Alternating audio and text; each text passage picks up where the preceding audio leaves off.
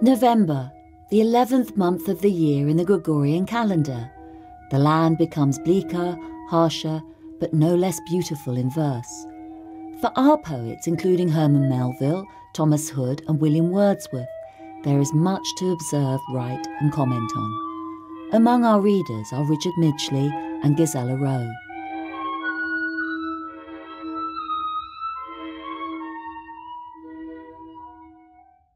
November by Thomas Hood. No sun, no moon, no morn, no noon, no dawn, no dusk, no proper time of day, no warmth, no cheerfulness, no healthful ease, no comfortable feel in any member, no shade, no shine, no butterflies, no bees, no fruits, no flowers, no leaves, no birds, November. At Day Close in November by Thomas Hardy.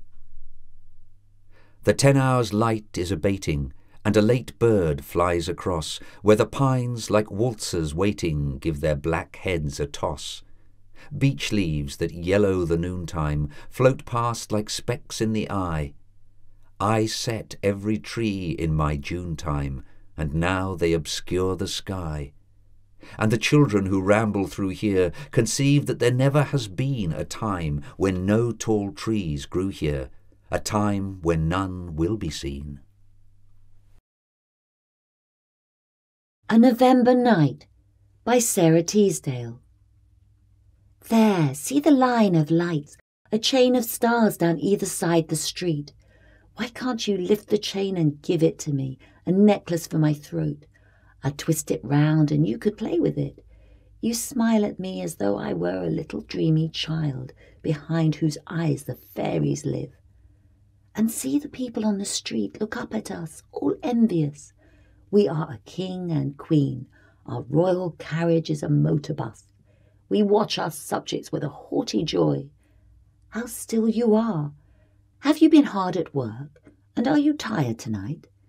It is so long since I have seen you, 4 whole days, I think. My heart is crowded full of foolish thoughts like early flowers in an April meadow, and I must give them to you, all of them, before they fade.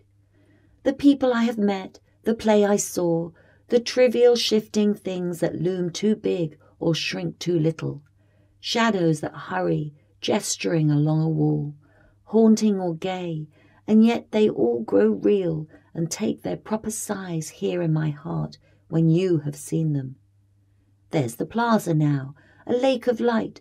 Tonight it almost seems that all the lights are gathered in your eyes, drawn somehow towards you. See the open park lying below us with 1,000,000 lamps scattered in a wise disorder, like the stars.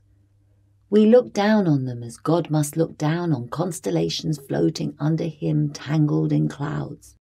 Come then, and let us walk, since we have reached the park. It is our garden, all black and blossomless this winter night, but we bring April with us, you and I. We set the whole world on the trail of spring.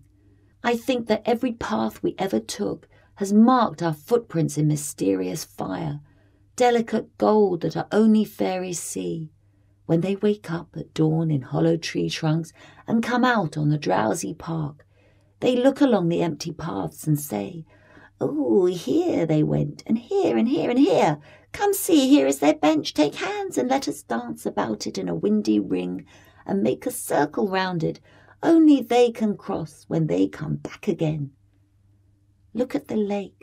Do you remember how we watched the swans that night in late October while they slept? Swans must have stately dreams, I think. But now the lake bears only thin reflected lights that shake a little. How I long to take one from the cold black water, new-made gold, to give you in your hand. And see, there is a star deep in the lake, a star.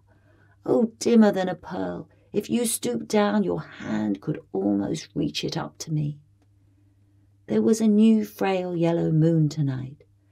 I wish you could have had it for a cup with stars like dew to fill it to the brim.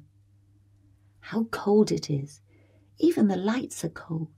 They have put shawls of fog around them, see?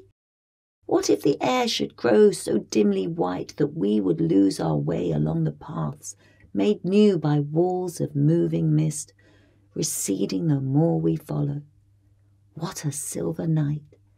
That was our bench the time you said to me the long new poem, but how different now, how eerie with the curtain of the fog making it strange to all the friendly trees. There is no wind, and yet great curving scrolls carve themselves, ever changing in the mist. Walk on a little, let me stand here watching, to see you too grown strange to me and far. I used to wonder how the park would be, if one night we could have it all alone. No lovers with close arm-encircled waists to whisper and break in upon our dreams. And now we have it. Every wish comes true. We are alone now in a fleecy world. Even the stars have gone. We too alone. To a Robin in November by William Wilfred Campbell. Sweet, sweet, and the soft listening heaven reels in one blue ecstasy above thy song, in the red heart of all the opening year, in the hushed murmur of low dreaming fields, hung under heaven twixt dim blue and blue, where the young summer, purpled and pearled in dew, mirrors herself in June and knows no wrong. Sweet, sweet, throwing thy lack of fear back to the heart of God, till heaven feels the throbbing of earth's music through and through. Dreaming in song, great pulsing-hearted hills, cradling the dawn in mists and purple veils of vapours, over pearls of lakes and brooks, girdled about the neck of half the world, when the red birth of the young dreaming June kisses the lands with gales and murmurs and trills of melody, lips that blossom with tales of music and colour and form and beauty of looks, and snowy argosies in heaven furled, all summer set to one sweet warbled tune. And thou, red-throatest, comest back to me, here in the bare November bleak and chill, breathing the red ripe of the lusty June, or the rime of withered field and mere. O heart of music, while I dream of thee, thou gladdest note in the dead summer's tune, great God, thou liest dead outside my sill, starved of the last chill berry on thy tree, like some sweet instrument left all unstrung, the melodious orchestra of all the year. Dead with the sweet dead summer thou hadst sung, dead with the dead year's voices and clasp of hands, dead with all music and love and laughter and light, while chilly and bleak comes up the winter night, and shrieks the gust across the leafless lands.